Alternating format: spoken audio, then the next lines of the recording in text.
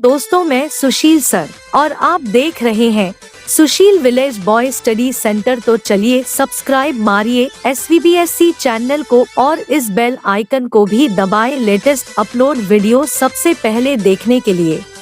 Hello दोस्तों, आज मैं आपके साथ एक प्रेरणादायक स्टोरी शेयर कर रहा हूं, जो कि एक छोटी सी लड़की की समझदारी और बुद्धिमानी पर आधारित है। उम्मीद करता हूँ आपको यह हिंदी प्रेरक कहानी जरूर पसंद आएगी। तो इस प्रेरक कहानी का नाम है छोटी लड़की की बुद्धिमानी। एक दिन एक गरीब आदमी एक सेठ के पास गया। बोला, सेठ जी, मैं आपसे कर्जा मांगने आया हूँ, पर मेरे पास गिरवी रखने को कुछ नहीं है। कृपया आप मुझे 10,000 रुपए दे दें। मैं यह रुपए 5 वर्ष के अंदर आपको वापस कर दूंगा। सेठ उस व्यक्ति को बहुत अच्छी तरह जानता था और वो धनी होने के साथ उदार भी था, सो उसने उस व्यक्ति की बात पर विश्वास कर उसे 10,000 रुपए दे दिए। जब 5 वर्ष बीत जाने के बाद भी जब उस व्यक्ति ने सेठ के 10,000 रुपए नहीं लौटाए, तब सेठ को अपने एक आदमी को उस व्यक्ति के पास भेजना पड़ा। व्यक्ति बहुत गरीब था और उसके पास पैसे भी नहीं थे, इसलिए उसने सेठ के आदमी को बहाना बनाकर भेज दिया।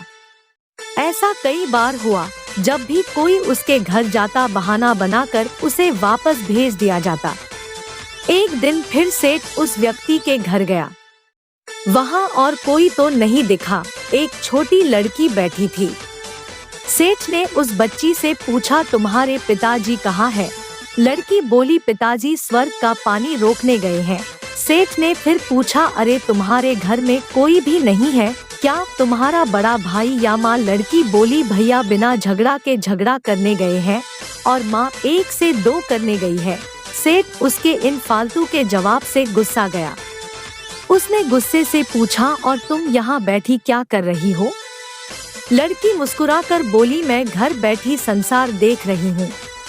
सेठ समझ गया कि लड़की उसकी किसी भी बात का सीधा जवाब नहीं देगी, इसलिए अब उसे इससे इन बातों का मतलब जानने के लिए प्यार से पूछना पड़ेगा। सेठ ने चेहरे पर प्यार से मुस्कान लाकर पूछा, बेटी, तुमने जो अभी मेरे सवालों के जवाब दिए, उनका मतलब क्या है?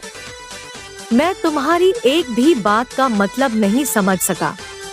अब तुम मुझे सीधे सीधे उनका मतलब समझाओ। लड़की ने भी मुस्कुराकर पूछा, अगर मैं अपनी सभी बातों का मतलब समझा दूं तो आप मुझे क्या देंगे? सेठ के मन में सारी बातों को जानने की तीव्र इच्छा थी। वह बोला, जो मांगोगी वही दूंगा। तब लड़की बोली, यदि आप मेरे पिताजी का सारा कर्ज माफ कर देंगे तो मैं आपको सारी बातों का अर्थ बता दूंगी। सेठ ने कहा, ठीक है बेटी, मैं तुम्हारे पिताजी का सारा कर्ज माफ कर दूंगा। अब तो सारी बातों का मतलब समझा दो। लड़की बोली, सेठ जी, आज तो मैं आपको सारी बातों का अर्थ नहीं समझा सकती। कृपा कर आप कल आएं। कल मैं जरूर बता दूंगी। अगले दिन सेठ जी फिर उस व्यक्ति के घर गए। आज घर के सभी लोग मौजूद थे। वह आदमी, उसकी पत्नी, बेटा और उसकी छोटी बेटी भी। सेठ जी को देखते ही लड़की ने पूछा, सेठ जी, आपको अपना वचन याद तो है ना? सेठ जी बोले, हाँ मुझे याद है। अब तुम अगर सारी बातों का अर्थ बता दो तो मैं तुम्हारे पिताजी का सारा कर्ज माफ कर दूंगा। लड़की बोली, सेठ जी, सबसे पहले मैंने यह कहा था कि पिताजी स्वर्ग का पानी रोकने गए हैं। इसका मतलब था कि वर्षा हो रही थी और हमारे घर की छत से पानी टपक रहा था। पिताजी पानी रोकने के लिए छत को छां बना रहे थे, यानी वर्षा का पानी आसमान से ही गिरता है और हम लोग तो यही मानते हैं कि आसमान में ही स्वर्ग है। बस पहली बात का अर्थ यही है। दूसरी बात मैंने कही थी कि भैया बिना झगड़ा के झगड़ा करने गए हैं। इसका मतलब था कि वे रेंगनी के कांटे को काटने गए थे। अगर कोई भी रेंगनी के कांटे को काटेगा तो उसके शरीर में जहां तहाँ कांटा गड़ ही जाएगा, यानी झगड़ा नहीं करने पर भी झगड़ा होगा और शरीर पर खरोंचे आएंगी। सेठ उसकी बातों से सहमत हो गया। वह मन ही मन उसकी चतुराई की प्रशंसा करने लगा। उसने उत्सुकता के साथ पूछा, तीसरी और चौथी बात का मतलब? लड़की बोली, सेठ जी, तीसरी बात मैंने कही थी कि माँ 1 से 2 करने गई है।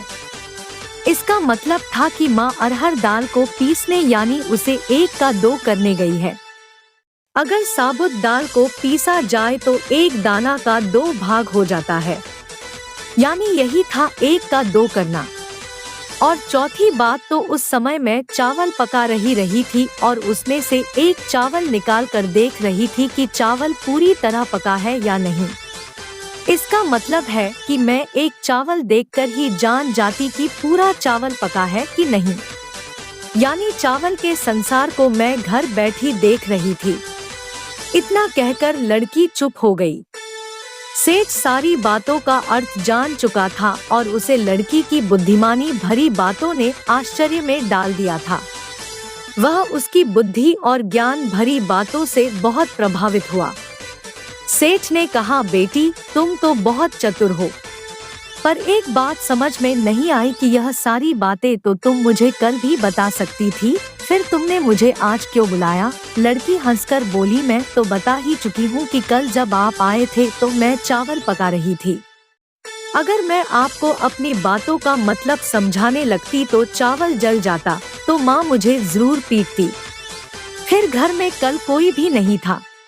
अगर मैं इनको बताती कि आपने कर्ज माफ कर दिया है तो ये मेरी बात का विश्वास नहीं करते। आज स्वयं आपके मुंह से सुनकर कि आपने कर्ज माफ कर दिया है, जहां इन्हें इसका विश्वास हो जाएगा वहीं खुशी भी होगी। सेठ लड़की की बात सुनकर बहुत ही प्रसन्न हुआ। उसने अपने गले से मोतियों की माला निकाल उसे देते हुए कहा, बेटी यह लो अपनी चतुराई का पुरस्कार। तुम्हारे पिताजी का कर्ज तो मैं माफ कर ही चुका हूँ। अब तुम्हें या तुम्हारे घर वालों को मुझसे बहाना नहीं बनाना पड़ेगा। अब तुम लोग निश्चिंत होकर रहो। अगर फिर कभी किसी चीज की जरूरत हो तो बेझिझक होकर मुझसे कहना। इतना कहकर राजा लड़की को आशीर्वाद देकर चला गया। लड़की के परिवार वालों ने उसे खुशी से गले लगा लिया। तो दोस्तों, उम्मीद करता हूँ कि ये कहानी पसंद आया होगा। Thanks for watching.